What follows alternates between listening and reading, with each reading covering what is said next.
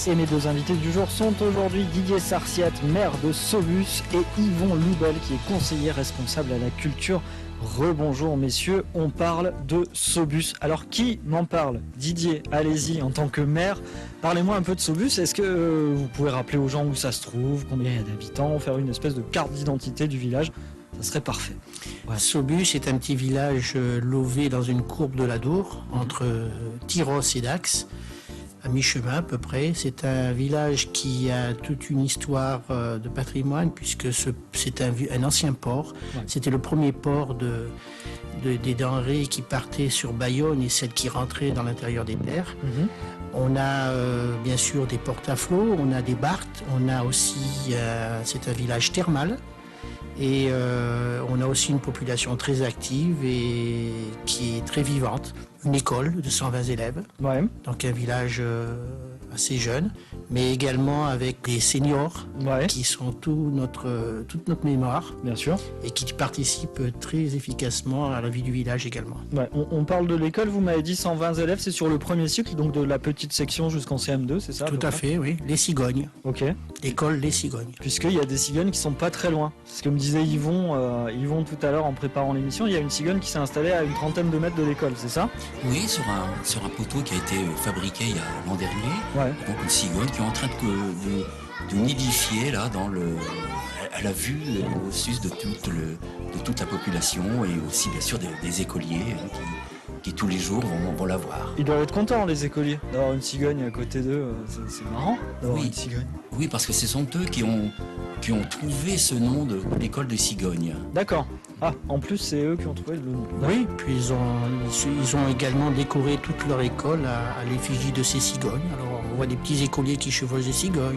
D'accord. Des cigognes qui sont un peu partout, des beaux dessins. Ouais.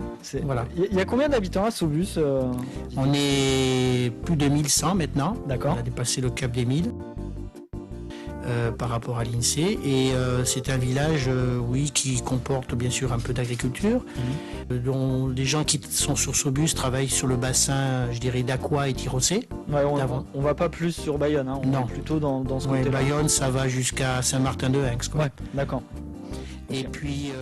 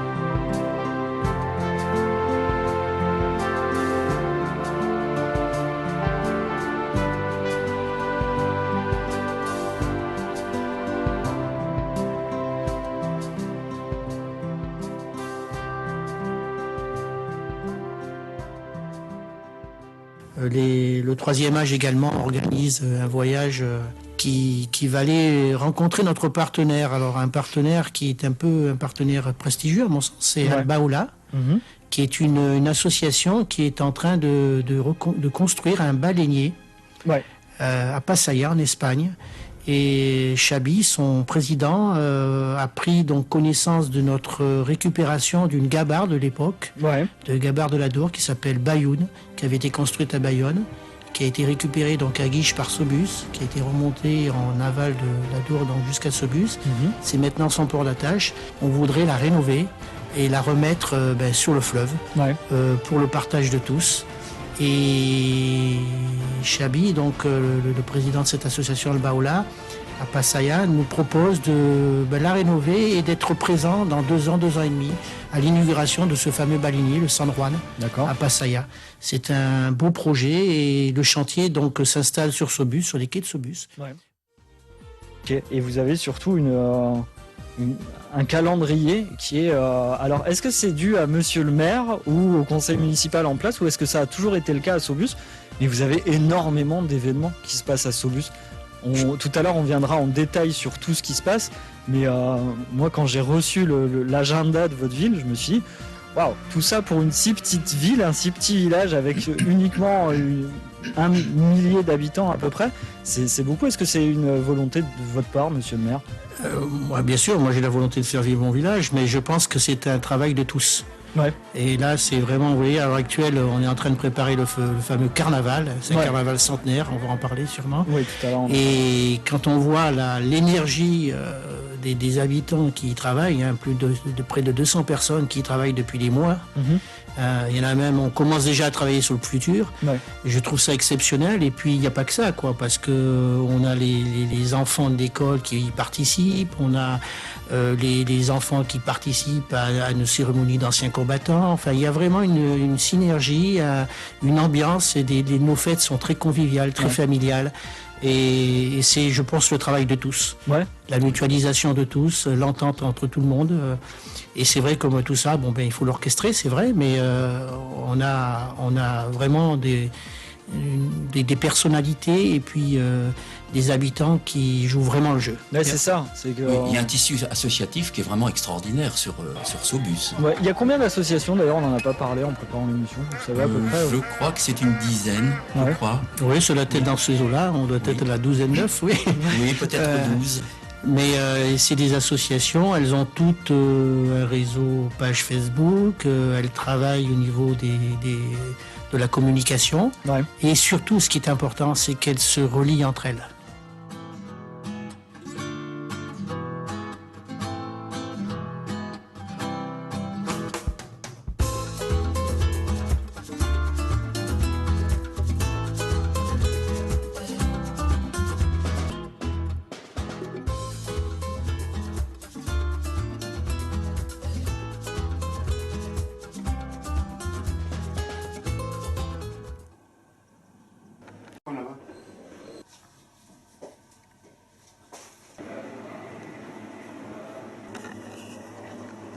On est obligé de passer par les tuiles du toit. Oui.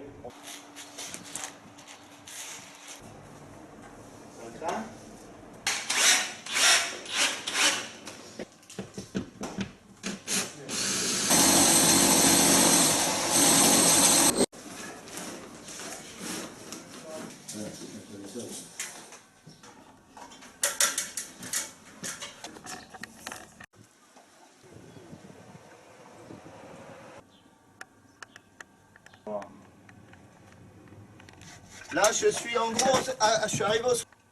Voilà, c'est bon. Allez, voilà.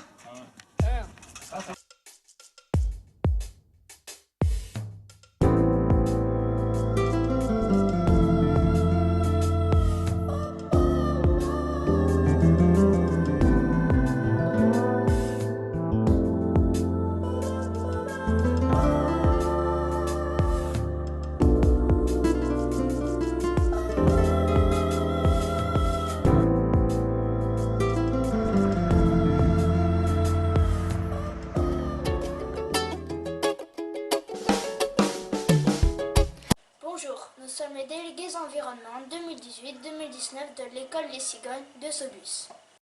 Le savez-vous? Le papier utilisé provient soit de bois de coupe d'éclaircie, soit de papier recyclé, soit de sous-produits des scieries. Recycler le papier? Mais pourquoi? En recyclant le papier, on crée du nouveau papier. Cela permet de réduire le volume de déchets. Le recyclage du papier consomme moins d'énergie et d'eau et produit moins de CO2 qu'une autre filière de fabrication du papier. Le chiffre du jour. 65% du papier seulement est recyclé. On peut faire beaucoup mieux. Comment trier? Enveloppe, conteneur papier. Essuie-tout, poubelle classique. Publicité, conteneur papier. Journaux et magazines, poubelle classique. Non, conteneur papier. Mouchoir, poubelle classique. Papier de bonbons, poubelle classique. Feuille de brouillon, conteneur papier. Photo, poubelle classique.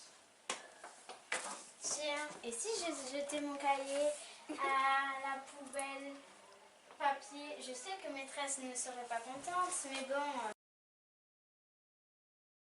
Mais non, attention, il faudrait enlever la couverture en plastique et la mettre dans la poubelle classique. Voilà. Et voilà. Et voilà.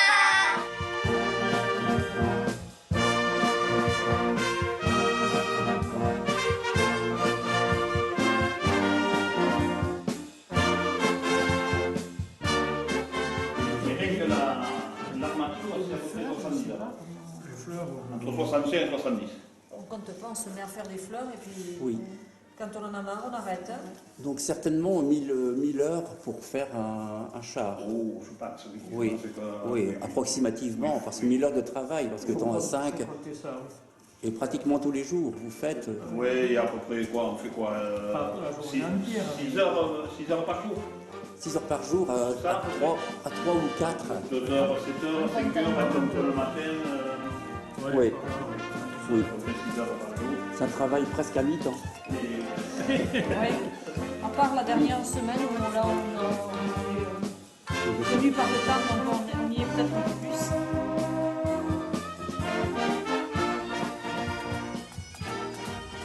C'est le fameux carnaval. Alors parlez-moi un peu de ce carnaval qui est alors centenaire, on le Oui. rappelle. C'est une grosse alchimie dans le village, tout le monde s'y met, tout le monde met de la main à la pâte. Ça consiste en quoi? C'est un carnaval, donc on s'en doute un peu, mais il y a des particularités quand même. Oui, Expliquez-moi. c'est un point d'orgue de la vie sibusate, de la vie culturelle et puis festivité de Saubus.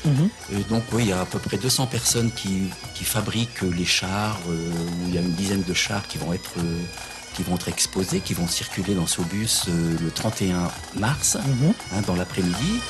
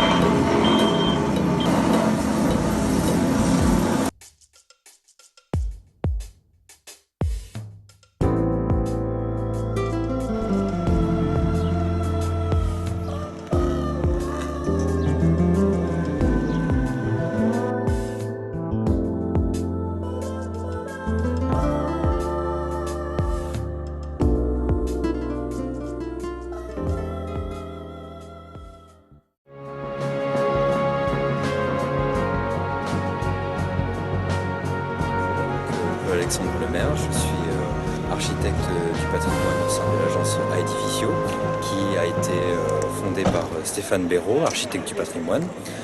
Au sein de l'agence, nous sommes un certain nombre d'architectes qui sommes tous, quasiment tous architectes du patrimoine diplômés de l'école de Chaillot, école qui forme et habilite des architectes déjà diplômés à intervenir sur le patrimoine protégé au titre des monuments historiques. Cette analyse va nous permettre ensuite d'aboutir sur notre diagnostic et pouvoir ensuite proposer un projet de restauration qui viendra apporter des solutions aux problèmes structurels qui auront été identifiés.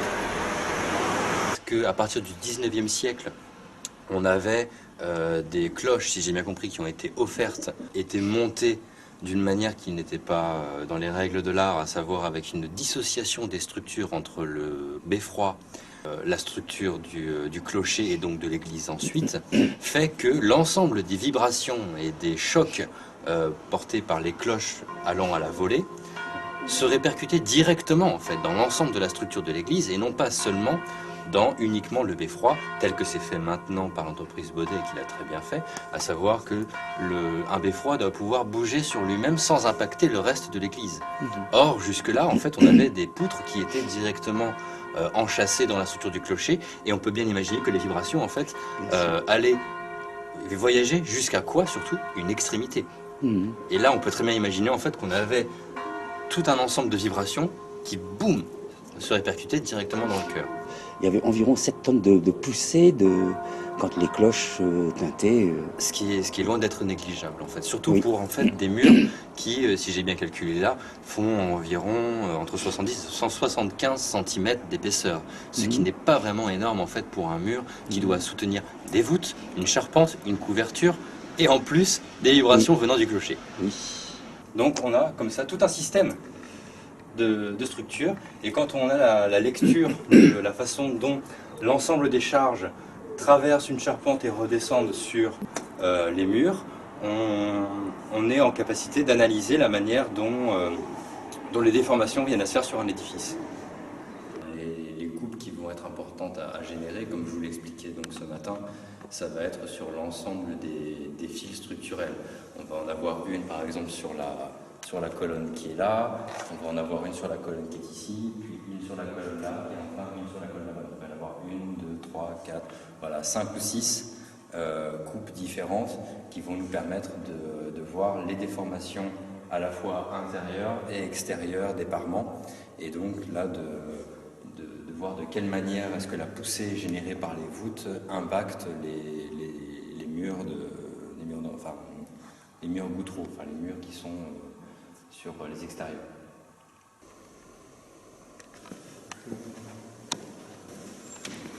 Une révolution donc à 360 degrés, et vous voyez donc un cylindre qui tourne avec un miroir, et en fait vous avez un capteur donc de chaque côté donc, du scanner, et il y en a un qui est un laser. Le miroir faisant une révolution, vous avez donc les points qui se déplacent verticalement, et l'appareil faisant une rotation également sur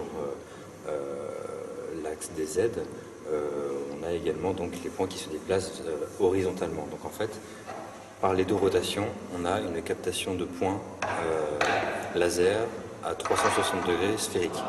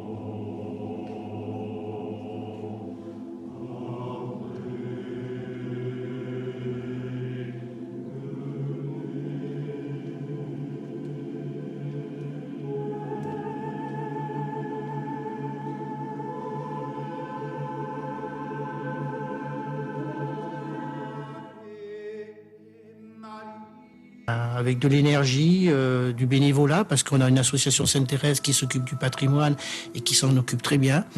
Elle a d'ailleurs récolté, et c'est beau pour une commune, en 2 ans, elle a récolté près de 28 000 euros de subscription. Ouais. C'est magnifique et j'espère que qu'on continuera et qu'on pourra sauver ce patrimoine qui est essentiel parce qu'elle est culturelle également, cette église. C'est ça. Beaucoup de concerts s'y passent. Ouais. Et à l'heure actuelle, bien sûr, elle est fermée temporairement puisqu'on ne peut pas l'ouvrir au public continuellement. Donc on l'ouvre ponctuellement sur certaines manifestations, mais tout en la surveillant de très près. Ok.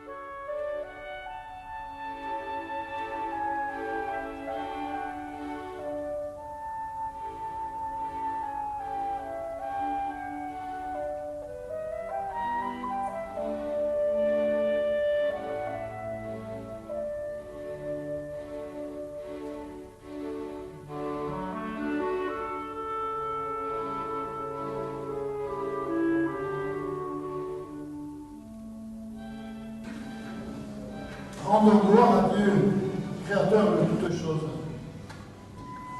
pour la création que tu as voulu bonne et que tu as destinée au bien de l'homme. Béni sois-tu, Seigneur. Pour l'homme, tu l'as fait à ton image, en lui confiant la tâche d'achever ton ouvrage. Béni sois-tu, Seigneur. Pour ce bateau, où se manifeste l'intelligence et l'ingéniosité de l'homme, béni sois-tu, Seigneur, pour les efforts, la collaboration et l'amitié dont ce bateau a été et sera la cause ou l'occasion.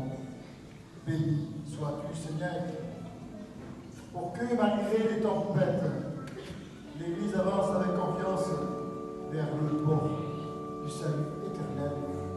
Béni sois-tu, Seigneur.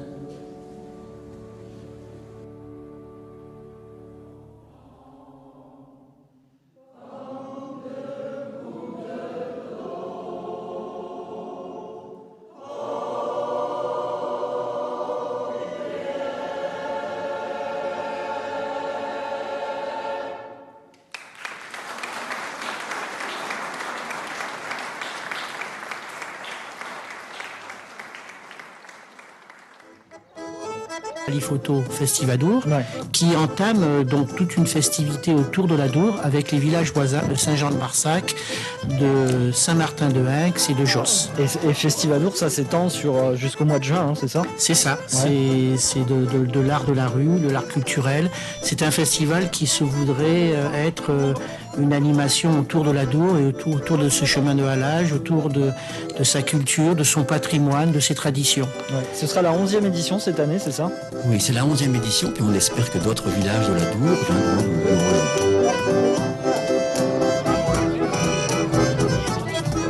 8 juin, il y aura un départ de la randonnée des Trois-Rivières. Alors ça, c'est de l'aviron, c'est ça? Oui, c'est de l'aviron, mais ça fait partie aussi de Festivadour. Aussi, ouais, effectivement. C'est magnifique, oui. C'est des dizaines et dizaines d'avirons qui arrivent de Bayonne, de partout, et qui vont faire les Trois-Rivières. Et ils partent de Sobus. C'est un magnifique spectacle. D'accord. 150 rameurs environ de plusieurs pays. Ouais. Donc ils démarrent de Sobus, voilà, donc avec des festivités qui vont être accompagnées lors de leur départ. Ok.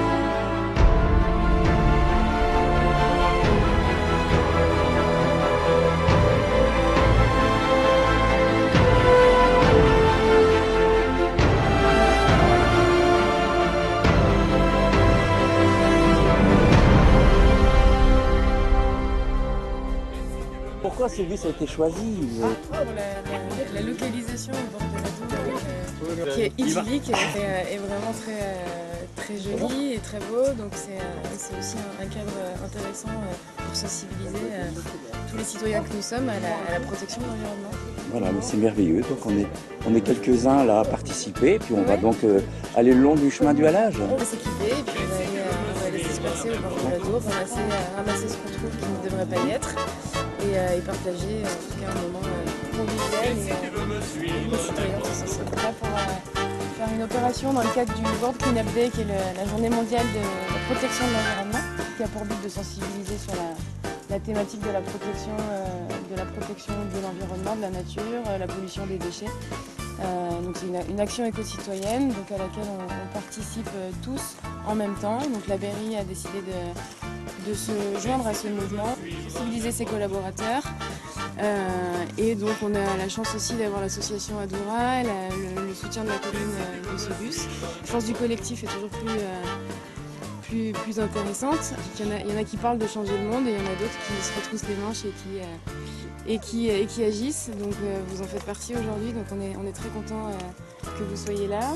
On va vous distribuer, si ce n'est pas déjà fait, des gants et des sacs poubelles. Et l'idée c'est de partir un peu plus d'une heure, se répartir le long du chemin de halage en amont, en aval. Et l'idée c'est de ramasser les déchets qu'on trouvera par terre, qui ne devraient pas y être. Et après on se réunira tous ici, donc on peut se donner un point de ralliement vers 11h45 ici. Et comme ça on verra un petit peu tout ce qu'on a trouvé et puis on pourra en discuter.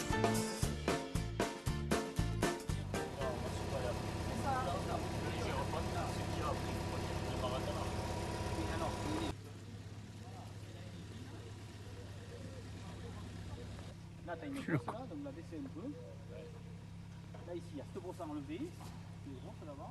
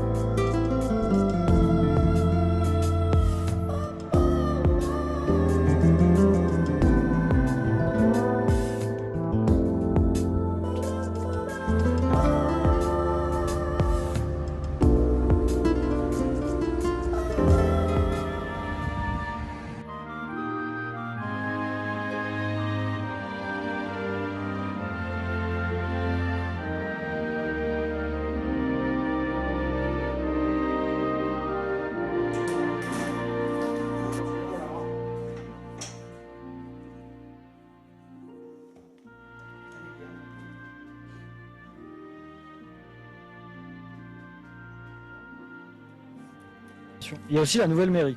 Et la nouvelle mairie, alors oui, c'est un projet qui va voir le jour donc également sur fin 2019. On a remis en accessibilité un bâtiment magnifique qui était donc l'asile des Jaubert, l'asile des Sœurs de la Charité, qui avait été donc construit par Madame Eugénie des Jaubert pour les femmes esseulées de Saubus et les enfants. Et bon, il s'est turlé un peu, il était un peu à l'abandon, et on s'est mis à le rénover complètement. Et bien sûr, le sous-bâtiment va être consacré à 60% aux associations et à 40% à une nouvelle mairie.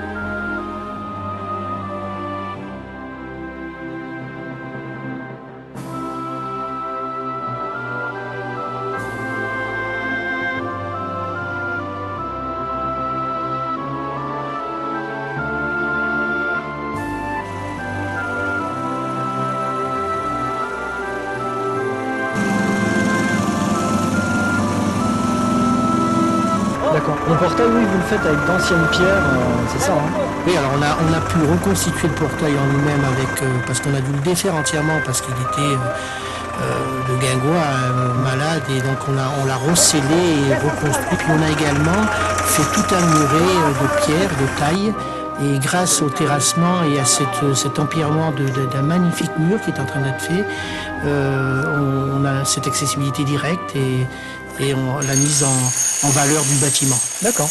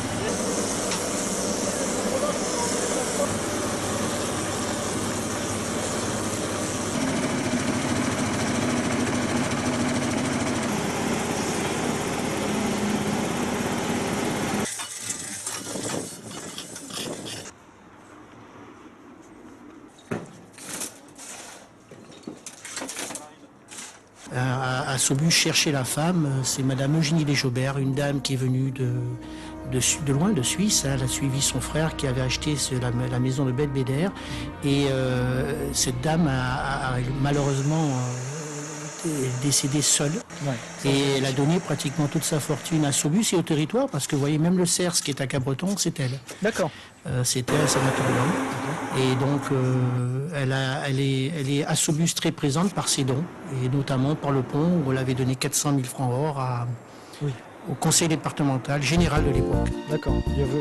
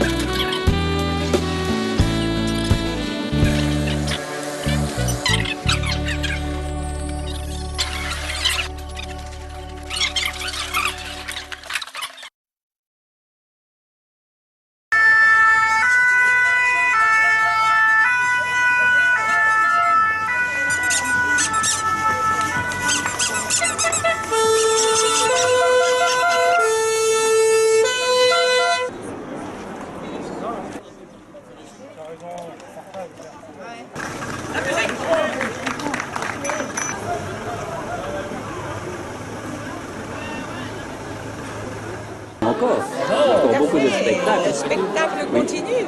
Et avec beaucoup de monde. Une très bonne organisation. Oui, ça c'est. Merci à Isabelle. Bon accueil, merci à Isabelle, merci à Thierry, merci à toute l'équipe de Saubus. Voilà, le rosé était bon, le tir aussi. Les Talois exceptionnels, enfin voilà, tout est bien, tout est bien. Voilà. Bon bah c'est parfait, merci, à l'année prochaine certainement alors. Oh, très certainement, très certainement. On a déjà réservé notre place pour les autres. C'est parfait.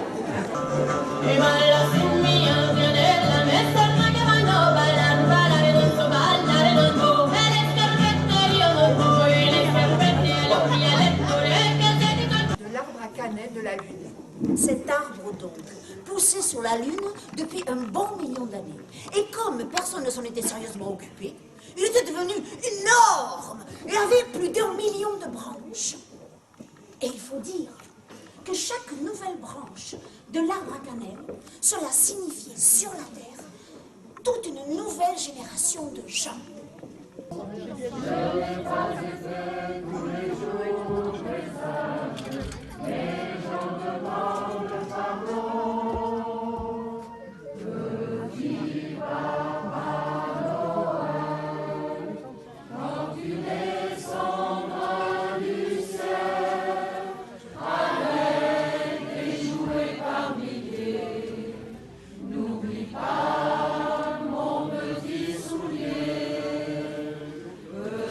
Petit